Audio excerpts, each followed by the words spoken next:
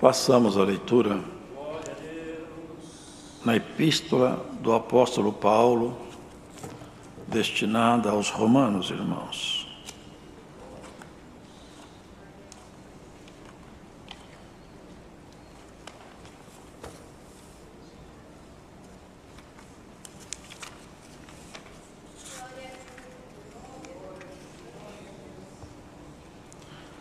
No capítulo de número 7.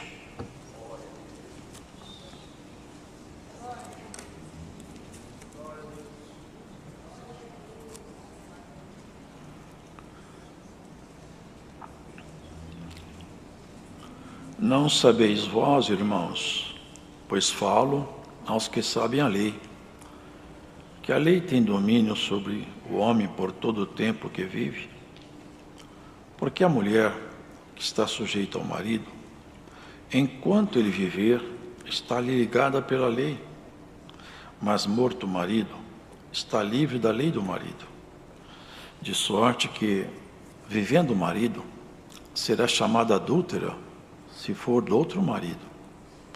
Mas, morto o marido, livre está da lei, e assim não será adúltera, se for do outro marido.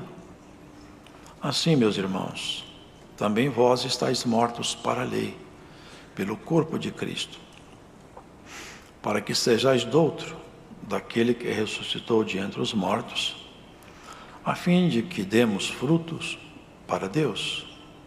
Porque quando estávamos na carne, as paixões dos pecados, que são pela lei, obravam em nossos membros para darem fruto para a morte.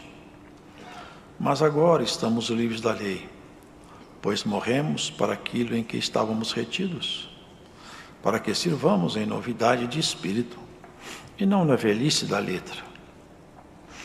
Que diremos, pois? É a lei pecado? De modo nenhum. Mas eu não conheci o pecado senão pela lei, porque eu não conheceria a concupiscência, se a lei não dissesse, não cobiçarás. Mas o pecado, tomando ocasião pelo mandamento, obrou em mim toda a concupiscência, porquanto, sem a lei, estava morto o pecado. E eu, em algum tempo, vivia sem lei, mas vindo o mandamento, reviveu o pecado e eu morri.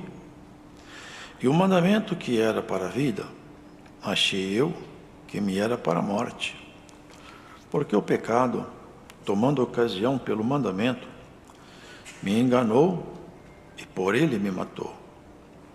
E assim a lei é santa, e o mandamento santo, justo e bom. Logo tornou-se-me o bom em morte? De modo nenhum. Mas o pecado, para que se mostrasse pecado, operou em mim a morte pelo bem, a fim de que pelo mandamento o pecado se fizesse excessivamente maligno, porque bem sabemos que a lei é espiritual, mas eu sou carnal, vendido sobre o pecado, porque o que faço não o aprovo, pois o que quero, isso não faço, mas o que aborreço, isso faço. E se faço o que não quero, consinto com a lei que é boa. De maneira que agora já não sou eu que faço isto, mas o pecado que habita em mim, porque eu sei que em mim, isto é, na minha carne, não habita bem algum. E com efeito o querer está em mim, mas não consigo realizar o bem, porque não faço o bem que quero, mas o mal que não quero, esse faço. Ora, se eu faço o que não quero, já não o faço eu, mas o pecado que habita em mim. Acho então essa lei em mim, que quando quero fazer o bem, o mal está comigo. Porque, segundo o homem interior, tenho prazer na lei de Deus. Mas vejo nos meus membros outra lei, que batalha contra a lei do meu entendimento, e me prende debaixo da lei do pecado que está nos meus membros.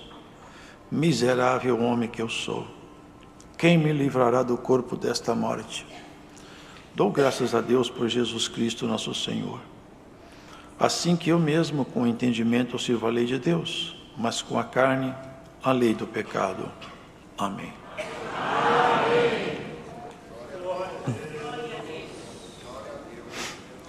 Aqui o apóstolo Paulo discorre sobre coisas profundas, fazendo analogias, comparações com aquilo que era conhecido no mundo judaico, a lei. A lei não consiste só em 10 mandamentos, viu, irmãos? A lei é muito mais. Todo o Pentateuco, ali tem a lei nesses livros e naturalmente também nos mandamentos. E ele fala aqui, começa esse diálogo fazendo uma analogia, que, olha, a lei tem domínio sobre o homem por todo o tempo que vive. Aí ele fala sobre o casamento, sobre a união. Ele fala assim: ora, a mulher está sujeita ao marido enquanto ele viver. Depois que o marido morreu, ela está livre. Já não há mais relação marital. Aquela ligação conjugal acabou-se. A morte quebrou aquela união conjugal. Claro que isso aqui também é fato. Isso aqui é lei. Ele usa esse conhecimento para chegar em outro. Mas parando um pouco aqui, irmãos, que é a analogia que ele abre esse capítulo falando sobre ela. Os irmãos sabem que amor é alguma coisa que a gente desenvolve. Convívio, bom convívio, amizade, tudo isso é alguma coisa que se trabalha, que se desenvolve. Uma criança, quando ela nasce, ela encontra nos braços da mãe, do pai, dos avós, esse ambiente, um ambiente do amor. A todo momento ela recebe amor, abraço, beijo. Até as coisas mais elementares, irmãos. A criança está fazendo um pequeno gesto, já a mãe, olha, ela está rindo. Não é assim? A criança começa a engatinhar. Olha que o menino está engateando. A menininha falou mamãe, olha que coisa mais linda, ela sabe falar mamãe. Do ponto de vista médico, isso não tem nenhuma novidade. Mas para o pai e para a mãe é uma conquista. São pequenas conquistas que o amor festeja. Está andando, olha, está andando. Deu 3 passos. Nós andamos o dia inteiro. Mas aquele é o filhinho dela. É o neto dele. É a felicidade. Por quê? Porque o olhar que se lança sobre a criança é o olhar do pai, da mãe, do avô. Então essa criancinha, ela experimenta essa relação de confiança, de amor. Vai crescendo, fortalecendo. Por isso que o amor fica forte de um pai, de uma mãe, de um avô, de uma avó. Porque esse convívio provoca, pelo menos, todo ser humano deveria ter experimentado isso. Claro que algumas pessoas, lamentavelmente, tiveram uma infância turbada, não tiveram essa felicidade, mas todos deveriam ter tido. Porque esse é o ambiente proposto por Deus. E quando se rompe a família, é como quando se quebra um vaso, se escorre os líquidos. E assim é o rompimento matrimonial, irmãos. Quando se quebra a relação matrimonial, junto com essa fratura na relação conjugal, vem as consequências nos filhos e nos netos. Deus criou o homem, olha o que está escrito: deixará o homem pai e mãe, unir-se a uma mulher, e serão 2 numa carne só. Então Deus, quando olha um casal, Ele vê os 2 como sendo uma carne só. Por isso que quando o casal está brigado, as orações deles estão bloqueadas, não alcançam o que pedem. Por quê? Porque eles viraram outra vez a ser 2. E nós temos que ser sempre um. O marido e a mulher têm que ser um só. Um sentimento, um trato, um afeto, um propósito. O marido não pode esconder quanto ele ganha da mulher. A mulher não pode esconder quanto ela ganha do marido. Não pode ter um celular com senha que o marido não pode ler, que a esposa não pode ver. Entre nós não pode ter isso aqui. Se eu tenho um sócio, eu desconfio do meu sócio, a minha firma vai quebrar. E essa sociedade aqui, quem estabeleceu foi Deus. Vocês percebem que essa relação de homem com mulher não é uma relação animal. Ela tem um plano superior sobre ela. As pessoas aí vivem como se fossem animais. Eles são atraídos pela aparência do corpo e buscam apenas prazeres. Mas com aqueles que conhecem a Deus, não. Eles não estão à busca de prazeres só. Eles estão à busca de coisas muito mais altas. Eles creem nessa união, nessa necessidade de vivermos juntos e preservar nossos filhos, nossos netos no ambiente. São os pais que fazem isso. Quando nós rompemos com o matrimônio, guarde isso, irmão. Guarde isso, irmão. É muito melhor você lutar 5 anos para salvar um casamento do que num rampante de arrogância jogar tudo para o alto e fazer seus filhos pagar o resto da vida a sua intolerância. Porque tem filho que paga a vida inteira. A criancinha pequena, eu já vi isso aí. É dia dos pais, cadê seu pai? Ah, papai deixou a gente. É dia das mães, cadê a sua mamãe? Mamãe saiu de casa. Não foi Deus que projetou isso, irmãos. Sabe quando o elo se rompe? É quando um dos dois morre. Estão unidos até que a morte os separe. Paulo usou essa linguagem para chegar no outro ponto. Mas isso que nós devemos lembrar disso também, irmãos. E quando a gente é criança, a gente não vai lembrar de nós mesmos, mas lembramos de nossos filhos, netos, bisnetos e assim por diante. Uma criancinha pequenininha, você pode olhar para ela, você não vai achar nela capacidade de imaginar mal.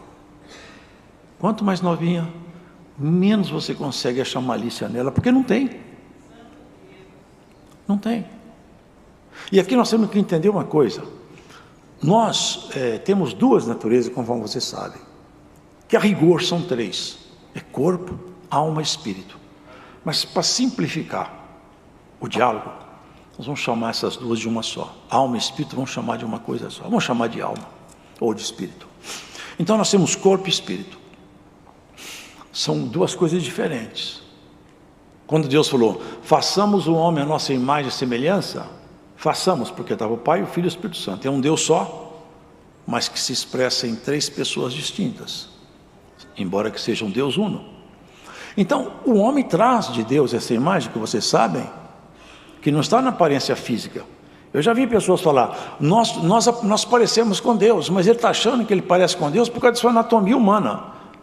Irmãos, obviamente que não. Nós parecemos com Deus porque o nosso espírito tem os mesmos elementos de Deus, ele traz semelhança com Deus, mas é o nosso espírito. Mas a nossa carne é um problema, porque a natureza humana nossa, ela tem sobre ela uma maldição. Lembra-te, homem, que tu és pó, e você vai voltar a virar pó novamente. É sentença. A sentença está sobre a terra. Maldita essa terra por tua causa, Adão. Pesado falar, né, que a terra está amaldiçoada. Ela está amaldiçoada até hoje. Compra um jornal, acessa a internet, procura as notícias mundiais, nacionais. Elas vão testificar que essa terra está amaldiçoada. As notícias falam por si mesmas. Então, irmãos, olha bem. Uma criancinha, quando ela nasce, ela tem a semente do mal nela. O pecado está escondido ali dentro, mas ele ainda não se manifestou. Uma criancinha não pode ser culpada. Qual que é o pecado que eu posso atribuir a um bebê? Seria uma estupidez alguém atribuir o pecado a um bebê? Ah, mas todos nascem em pecado, mas não se manifestou. Pecado que não se manifestou não pode ser requerido. A criança ainda não manifestou, mas está ali dentro. Está escondido ali dentro. À medida que nós vamos crescendo, já ainda na tenridade como menino, vocês podem ver, ainda não está amadurecido, mas já vai dando seus sinais. O menininho puxa o cabelo do outro. A menina chuta a canela da outra, toma o brinquedo, faz birra. É o pecado começando a manifestar. Ele começa a crescer. Ele começa a tomar forma. Até que ele fica adulto. E nós morremos. Isso acontece com todo ser humano. Não há nenhum ser humano debaixo do sol que tenha nascido sem pecado. O pecado está dentro, faz parte da nossa estrutura. Só que ele está escondido no nosso espírito. Ele só fica visível à medida que eu cresço. Meus comportamentos, as minhas palavras, meus pensamentos vão sendo trabalhados por esse mal que estava escondido. Deus faz tudo tão perfeito que a nossa natureza humana, ela é ideal para o mal se manifestar. Tudo que está escondido no coração de um homem, por assim dizer, de uma forma poética falando, tudo que está escondido se manifesta na natureza humana. E por outro lado, tudo que o inimigo quer colocar em nós, ele, pela natureza humana, ele coloca dentro de nosso coração. E tudo que é mal do coração humano sai pela natureza humana. É o canal de entrada e de saída. O mal que está no coração, o Senhor falou assim, lavar a mão. Vocês estão preocupados que meus discípulos não lavaram a mão? Comer sem lavar a mão não contamina o homem. Ele estava falando da contaminação de bactéria, não. Falando da contaminação do espírito. Vocês estão todos contaminados. Vocês nem percebem. O que contamina o homem é o que sai dele. Porque o mal que está dentro de nós, escondido, se manifesta em palavras, pensamentos, ações, sentimentos. Esse é o segredo. Como que nós vamos fazer? Não tem saída, irmão. Esse mal, ele vai se manifestando, vai se tornando forte, até que ele domina o homem. O homem pode até não gostar de fazer o mal, mas o mal, ele fala por si mesmo. De repente ele se manifesta, de repente ele fala, de repente ele sente, de repente ele pensa, reage. E mesmo que o homem se arrependa, ele volta a fazer outra vez, porque o pecado está vivo. Ele se expressa, ele fala. Vocês percebem isso aí? É um mal terrível demais. Paulo está discorrendo sobre isso aqui. Enquanto o marido está vivo, se ela for de outro homem, ela é adúltera. Mas se o marido morrer, ela pode ser de outro. Porque ele fala, meus irmãos, também vós estáis mortos. Vocês entendem isso aqui? Agora que vocês creram em Jesus Cristo, e Ele foi crucificado no seu lugar, morreu, deixou-se matar, quando você crer nele, por essa fé do seu homem interior, como Ele morreu na cruz, você morre com Ele na simbologia do batismo, mas é pela fé. A partir daí, Jesus morto, e você morto. Por isso que Paulo fala, se um morreu por todos, todos têm que morrer por ele. O Senhor falou assim, quem não tomar sua cruz e não vier após mim, não é digno de mim. Tem que tomar sua cruz. Ninguém vai sair carregando uma cruz nas costas. É fazer com que a sua natureza humana seja dominada por essa natureza ressuscitada por Jesus. Por isso que Paulo fala, se já ressuscitaste com Cristo, buscai as coisas que são do alto. Nós somos ressuscitados. Nós estávamos mortos. Agora nós crucificamos as nossas paixões, como Jesus crucificou-se na cruz por nós, nós crucificamos a nossa carne. E era o texto que Paulo colocou. Eles falam, eu nem conhecia pecado. Ele fala da humanidade e talvez até da sua própria infância, eu não sei. Mas o fato é que isso aqui se reflete na humanidade. Em algum tempo eu vivia sem lei. Quando não tinha lei, eu podia fazer qualquer coisa. Não tem nada que me proíbe. Onde eu não tenho proibição, tudo é legal. Mas veio a lei e falou, você não pode adulterar, você não pode ter concupiscência, você não pode roubar. Aí então eu passei a ter um problema, porque eu continuo fazendo mal e a lei me proíbe e eu me tornei transgressor. E a lei que devia fazer uma coisa em meu favor, ela acabou me matando.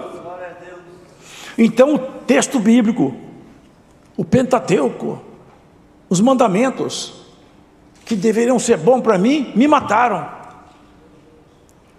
Ele fala como um judeu. Depois que eu aprendi a lei, eu morri, porque eu aprendi tudo que eu não posso fazer, eu continuo fazendo. Quando eu não sabia, eu estava vivo. Agora que eu sei, eu morri. Então o que é bom ficou ruim para mim? Não. É por causa exatamente do propósito divino de mostrar o quanto o pecado é mau, é que veio a lei. Mas a lei foi impotente para aperfeiçoar o ser humano.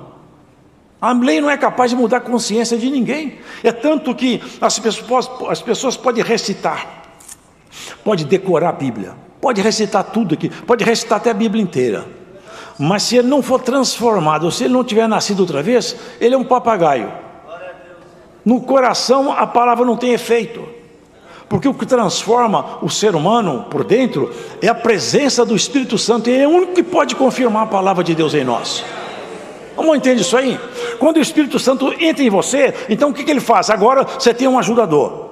A sua inclinação é ruim, é má. O seu corpo, que não é o corpo físico, não, irmão, é o seu pensamento, até seu tato, tudo em nós leva ao pecado. O nosso corpo clama pelo pecado.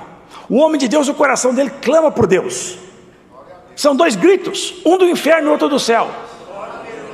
Um chamando, vem cá para a sombra, e outro falando, não vai não. Peca, outro falando, não peca. Prova, mas não prova. Aceita, mas não aceito. Vai, mas não vou. Mente, mas não posso mentir. Glórias ao nome do Senhor. Irmão, é isso que Paulo estava falando. Esse dilema terrível é de descobrir isso. É de descobrir que, olha, agora eu não estou preso mais à lei. A lei para mim já está cumprida.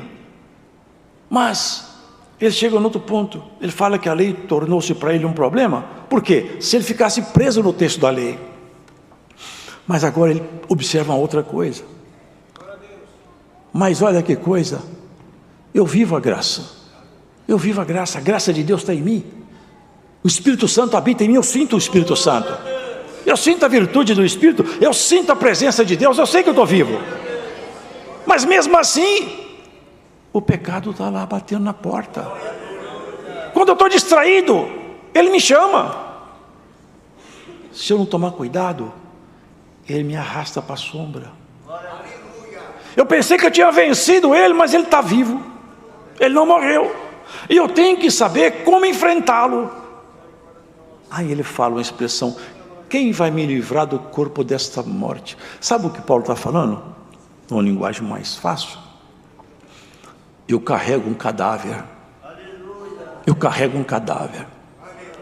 Esse meu corpo é um cadáver, é um peso para mim.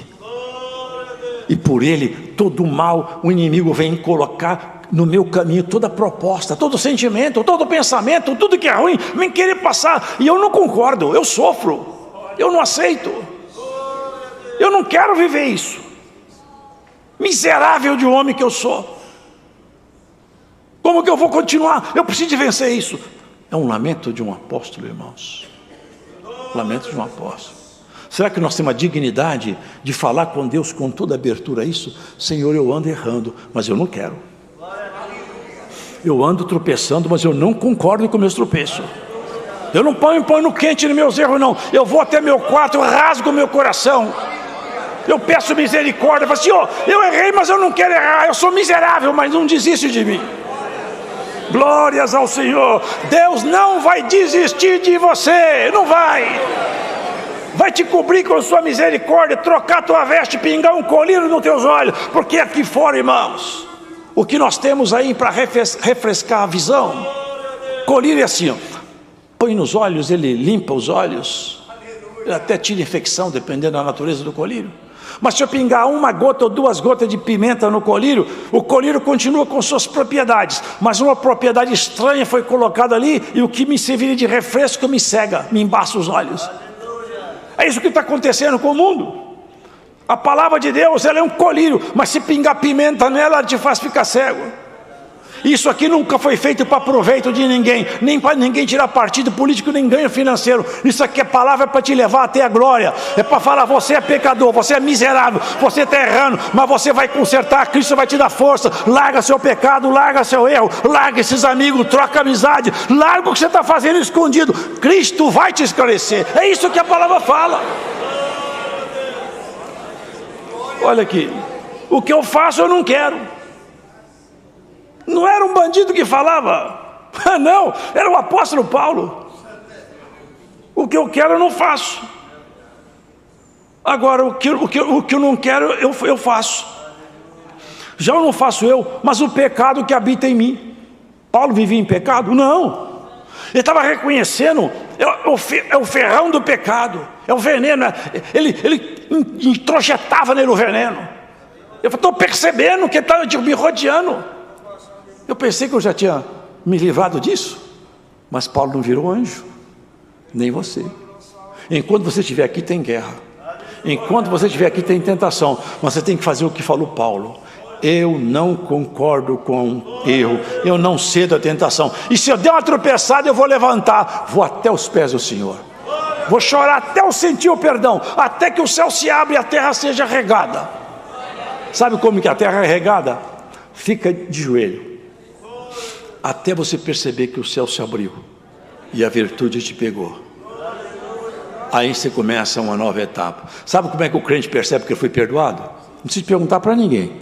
Fica de joelho até você sentir aquele choro descer dos seus olhos.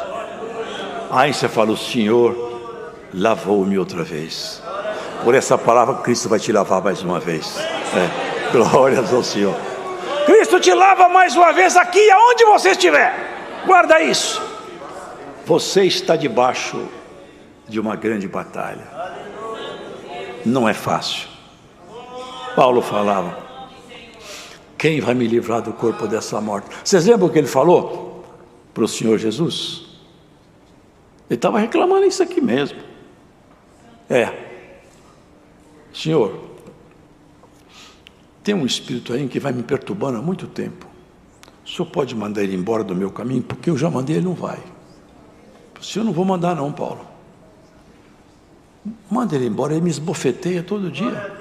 Para mim, os bofetes que ele tomava, é esse texto aqui que explica. Está aqui a explicação dos tapas que Paulo tomava, daqui, ó. Eu quero ser perfeito, mas ainda eu sou tentado. Eu quero ser santo, mas ainda sou provocado pelas trevas. E eu não concordo com isso. Eu não aceito isso, mas eu não consigo me livrar disso. Mas também não cedo. Também não concordo. Ele vem me tentar, eu sinto a tentação, mas não cedo. Mas me sinto mal com ela. Eu falo: Senhor, livra de mim esse espírito. Se eu for com ele: Paulo, a minha graça te basta. Você não está feliz que eu sou teu amigo? Oh, minha mulher, a graça de Cristo te basta. Ele vai te ajudar, a virtude vai te pegar aonde você for. Se você estiver numa ilha deserta, Deus tem como te comunicar lá. Elias, alimentada por um corvo, foi 3 anos, não é? 3 anos e meio. Um corvo foi lá, tinha endereço de Elias, levou comida e pão assado, carne assada e pão assado. Nunca vi um corvo inteligente igual a esse. Porque aquele que é do Senhor, aonde você estiver, ele te protege, ele te abençoa. A boca de Deus se abre no púlpito e se abre muitas vezes num diálogo com aquilo que você, com quem se conhece, com quem você não conhece. Cristo não está retido em nenhum espaço nem tempo. Não vou mandar o Espírito embora. A minha graça te basta. Ele abaixou a cabeça. Agora eu estou assim, ó. Quando eu estou arrebentado, em vez de eu ficar reclamando, eu vou orar. Falo: se eu estou arrebentado, machucado, o Senhor consola ele com a virtude. Fala: bom, vamos para a guerra outra vez, que eu já estou renovado. Hoje o Senhor vai renovar alguém nesse culto aqui, bendito é o Senhor. Segue para o campo de batalha. Tem arma nova, tem dispensação. Vocês pensaram que a dispensação acabou? Irmão, eu nunca vi tanta dispensação de dons que eu nunca tinha visto. Eu tenho visto, e não sou eu não, hein? Dons novos, dispensação, dons de língua, interpretação de... Irmão, Deus está derramando o Espírito dele na terra.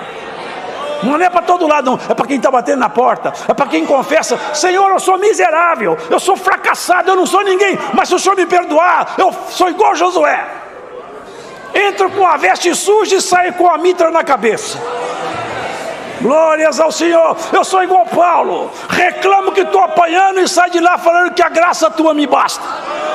Glórias a Jesus. Hoje você entrou para assistir esse culto, você está assistindo esse culto longe, e Cristo te diz assim: a minha graça te basta, a minha graça vai te pegar, vai te acompanhar, vai te encher do poder, do Espírito, da revelação, dos sinais, e esse ano que entra você vai ver as sinalizações do céu debaixo do sol te acompanhando. Eu sinto o Senhor aqui, irmão. Eu sinto. Esse aqui é o melhor lugar do mundo. Tem gente que fala: esses cultos, esses crentes, se entrasse aqui e sentisse o que nós sentimos, virava tudo crente. Glórias ao Senhor, porque eu sinto aqui, irmão, na pregação da palavra, meu salário está pago. Eu vou embora para casa com meu salário pago. Você vai também. Aonde você for, a graça de Cristo te acompanhará. A sua cruz te acompanhará, o seu choro vai te acompanhar, o seu gemido vai te acompanhar, mas a mão do Todo-Poderoso vai te acompanhar. E nenhuma arma preparada contra ti vai te vencer, porque a cada arma que o inimigo preparar, tem um escudo preparado por Deus. Glórias a Jesus. Tentaram destruir Israel, houve interceptação de míssil lá no espaço, irmão, uma tecnologia nova. Aqui na terra tem tecnologia para interceptar míssil no espaço, e aqui a palavra do Senhor te fala: eu intercepto todo o plano do inferno em qualquer lugar que ele entrar. Glórias ao Senhor. E vai ser interceptado por esse dia. Mais um projeto contra você vai fracassar. Como caem os mísseis lá em cima, vão cair cá embaixo os projetos contra você. O inimigo não vai cantar vitória, nem sobre você, nem sobre essa congregação. Tomar uns bofetão nós tomamos, eu mesmo tomo diário, não tem problema. Eles atacam a gente por tudo quanto é lado, está tudo dentro do combinado, não tem problema. O que nós não podemos, meu irmão, é perder o Senhor de rumo, o rumo do céu. Nem esquecer quem é você. Você sabe quem você é? Você é amigo de Deus, amiga de Deus. É coisa mais bonita do que isso aí. Quando você estiver muito triste, lembra de uma coisa: seu nome está escrito no livro da vida. Quando você achar que não tem saída, lembra o Senhor, Ele abre caminho no meio da tempestade. Não põe colírio com pimenta no olho não, viu? Põe colírio puro. A palavra de Deus é colírio puro. Aqui não tem pimenta não, viu? É colírio sem pimenta. Você vai ter sua vista, ó, branqueada, limpa. Você vai limpar a sua visão espiritual. Esse homem escreveu tanta coisa, né? Que humildade. Ele foi bastante. Ele teve muita dignidade para escrever isso, porque geralmente as pessoas têm vergonha. Eu mesmo teria vergonha de escrever isso que ele escreveu. Eu ia ter vergonha, mas ele, graças a Deus que ele não teve vergonha. Ele confessou uma debilidade. Por isso que esses homens, quando são mais santos, eles são mais humildes. Mais humildes, mais simples. Olha o que ele falou, irmãos. Medita nisso quando terminar esse culto. Medita nisso. Olha as palavras de Paulo. Que miserável de homem que eu sou. O príncipe do gentio.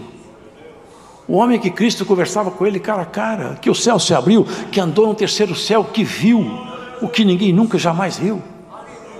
Ele conversou, conheceu espaços celestiais.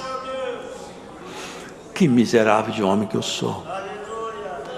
Quem vai me livrar do corpo dessa morte?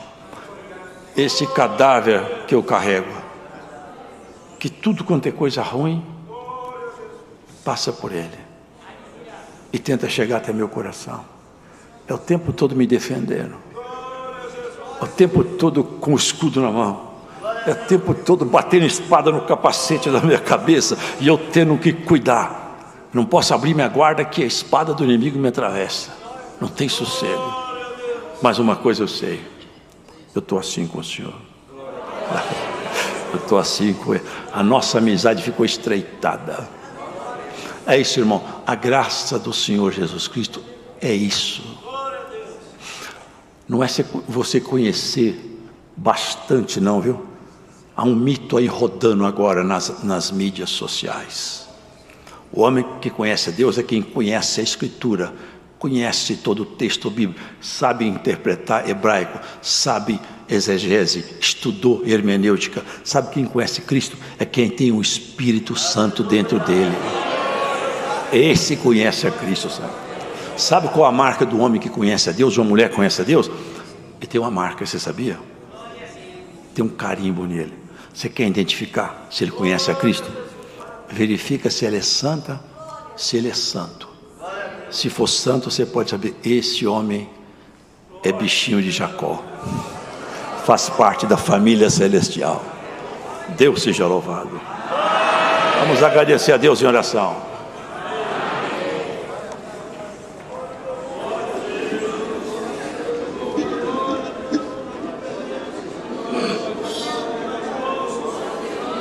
Glória ao teu nome. Aleluia. Glória ao teu nome. Pai nosso que estás nos céus,